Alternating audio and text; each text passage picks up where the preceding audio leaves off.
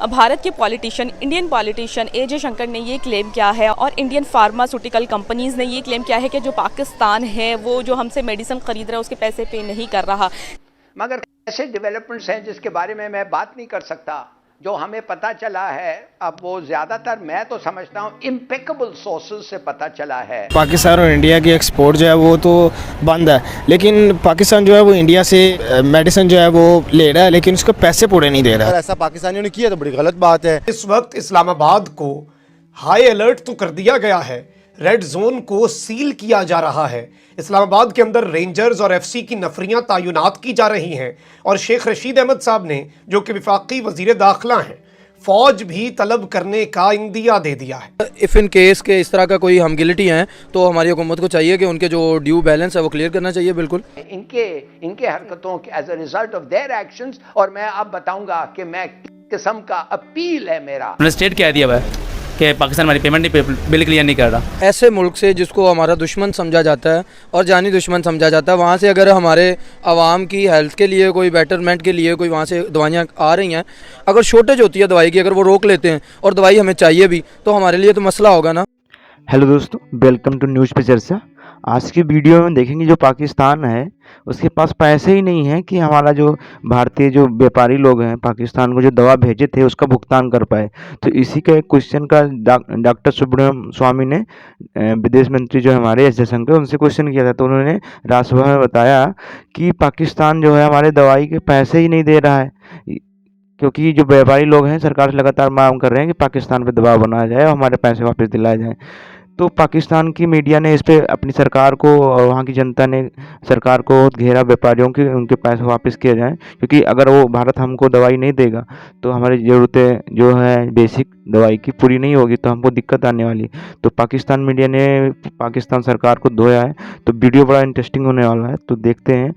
धन्यवाद और हमारे चैनल को सब्सक्राइब करिए, ऐसे वीडियो लाते रहते हैं। भारत के politician, Indian politician AJ. Shankar ने ये क्लेम किया है और इंडियन फार्मास्यूटिकल कंपनीज़ ने ये क्लेम किया है कि जो पाकिस्तान है वो जो हमसे मेडिसिन खरीद रहा है उसके पैसे पे नहीं कर रहा। हमारी हुकूमत उनसे कुछ ले रही है, क्योंकि हुकूमत ही ले रही है ना डायरेक्ट, तो आवाम का तो उनके साथ नहीं होगा ताल्लुक दवाइयों का या जो भी इम्पोर्ट होता है या एक्सपोर्ट होता है। तो अगर इफ़ इन केस के इस तरह का कोई हम गिल्टी हैं तो हमारी हुकूमत को चाहिए कि उनके जो ड्यू बैलेंस है वो क्लियर करना चाहिए। बिल्कुल अप्रैल 2021 से दिसंबर 2021 तक हमने जो मेडिसिन की एक्सपोर्ट की है इंडिया से वो $200 मिलियन की है।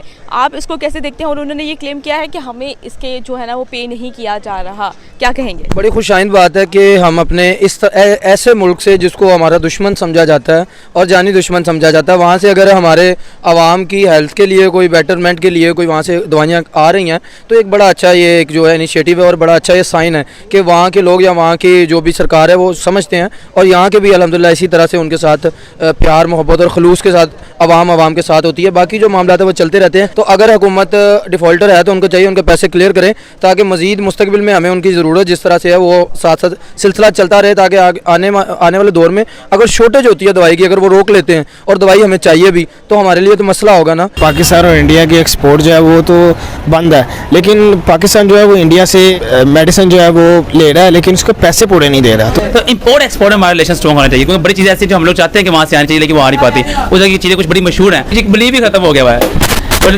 ऐसा क्यों है? बिलीव क्यों पाकिस्तान से? तुम देखा ना, उन्होंने कोविड की मेडिसिन मंगवाई थी इंडिया से, उसका बिल पे नहीं किया, उसका वो इनवॉइस क्लियर नहीं किया, उससे वो यूट्यूब में, फेसबुक में, न्यूज़ में हर जगह वायलेशन हुई है। उन्होंने स्टेट कह दिया हुआ है कि पाकिस्तान हमारी पेमेंट नहीं, बिल क्लियर नहीं कर रहा। मैं यही कहना चाहूँगा, जब से इमरान खान आया मुल्क का बेड़ा गर्क हो गया, इम्पोर्ट एक्सपोर्ट सब कुछ इसने ख़राब कर दिया, ताल्लुकात सारे मुल्कों के साथ ख़राब कर रहा है। तो जो कुछ हो रहा है वो इमरान खान की वजह से ही हो रहा है। आपको लगता है कि ताल्लुका जो है वो हमारे स्ट्रॉन्ग होने चाहिए आपस में दूसरे मुल्क के साथ? जी बिल्कुल, ताल्लुकात स्ट्रॉन्ग होने चाहिए। इंडिया हमारा हमसाया मुल्क है, उसके साथ हमारे ताल्लुकात बेहतर होने चाहिए। यार आप क्या कहते हैं कि पाकिस्तान और इंडिया का रिलेशन जो है वो स्ट्रॉन्ग होना चाहिए? यार मैं कहता हूँ पूरे इसराइल के साथ रिलेशन स्ट्रॉन्ग हो, लेकिन सिर्फ लेन देन के सिलसिले में, ना कि ये नहीं कि हम लोग उनके साथ दोस्ती बना लें या मज़हब, खुदा ना खास्ता मज़हब की बात कर जाए हमारे साथ, सिर्फ इंसानियत की दो हद तक। मैं ये नहीं कह रहा वो हिंदू मज़हब है, इसराइल भी हमारा तो कुछ आना जाना भी नहीं हो सकता, कुछ भी नहीं हो सकता। चलो वो तो बहुत हटकी है ना, एक बहुत दूर है, लेकिन जो हमारे आस-पास की है उनकी बात की जाए तो मेरा ख्याल यही है कि यार रिलेशन इस तरह से हो कि बस एक जो चीज़ों का लेन देना वो हो। इस वक्त इस्लामाबाद को हाई अलर्ट तो कर दिया गया है, रेड जोन को सील किया जा रहा है। इस्लामाबाद के अंदर रेंजर्स और एफसी की नफरियां तैनात की जा रही हैं और शेख रशीद अहमद साहब ने, जो कि वफाकी वजीर दाखिला हैं, फौज भी तलब करने का इंदिया दे दिया है। लेकिन इस सब के अंदर वही खदशात जो कि खाना जंगी की तरफ मामलात को लेकर जा सकते हैं, वही खदशात जिनकी वजह से निज़ाम लपेटा जा सकता है, उनकी तरफ पहला कदम उठ गया है।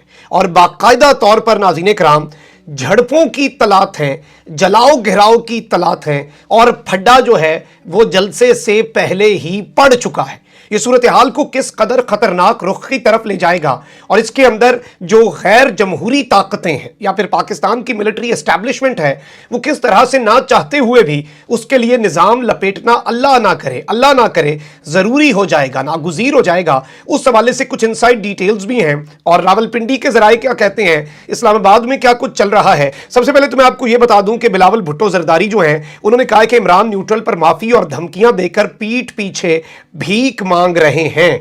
और पारा चनार में अवामी जलसे से खिताब करते हुए बिलावल भुट्टो जरदारी का कहना था कि यह मदीने की रियासत नहीं, इस रियासत के नाम की तौहीन है। वही वजीर जो मदीने की रियासत का दर्स देते हैं, उसी मुंह से अगले जुमले में गाली देते हैं। ये कैसी रियासत मदीना है जिसमें अमीर के लिए रिलीफ और गरीब के लिए महंगाई है। दूसरी तरफ लॉन्ग मार्च में हमजा शहबाज और मरियम नवाज के लिए बम प्रूफ गाड़ियां जो हैं वो तैयार कर ली गई हैं। ये बुलेट प्रूफ नहीं है बल्कि ये बम प्रूफ है। और इस सब के अंदर मुस्लिम लीग नून के महंगाई मार्च की क़यादत करने वाले रहनुमाओं मरियम नवाज और हमजा शहबाज के लिए मुमकिन हिफाजती उमूर के पेश नज़र बम प्रूफ गाड़ियां तैयार की गई हैं। पार्टी ज़राए के मुताबिक हमजा शहबाज और मरियम नवाज के लिए राइट हैंड ड्राइव और लेफ्ट हैंड ड्राइव खुसूसी जीपें लाहौर पहुंच गई हैं। बम प्रूफ गाड़ियों में कायदीन के खिताब के लिए खुसूसी साउंड सिस्टम नस्ब कर दिया गया है और दोनों रहनुमा सिक्योरिटी इशू के बाइस अलग अलग गाड़ियों में सफ़र करेंगे, जबकि इसका यही मतलब है कि इन्हें इस वक्त खतरा है। नून लीग के कायदीन के लिए बड़ा कंटेनर भी तैयार किया गया है। कंटेनर पर साउंड सिस्टम और कैमरे नस्ब हैं। मरियम नवाज और हमजा शहबाज सिर्फ बड़े मजमे से खिताब के लिए कंटेनर पर जाया करेंगे, छोटे मजमों से खिताब के लिए वो नहीं जाएंगे। जबकि इस्लामाबाद को मैदान जंग बनाने की तैयारियां भी जारी हैं, जबकि उससे पहले ही जाहिर बात है हिफाजती इकदाम किए जा रहे हैं। इस्लामाबाद में हुकूमत और अपोजिशन के जलसों के बाइस रेड जोन को सील करने का फैसला कर लिया गया है। रेड जोन में दाखिले और बाहर निकलने के लिए नादरा चौक, एक्सप्रेस चौक पर ट्रैफिक में रुकावटें जो है वो खड़ी कर दी गई हैं। रावलपिंडी इस्लामाबाद के सरकारी अस्पतालों, पुलिस और इंतजामिया के एहलकारों की छुट्टियां मनसूख कर दी गई हैं। पिम्स है, पोली क्लिनिक है और सीडीए हॉस्पिटल है। इन तीनों अस्पतालों में 3 अप्रैल तक इमरजेंसी नाफिज कर दी गई है।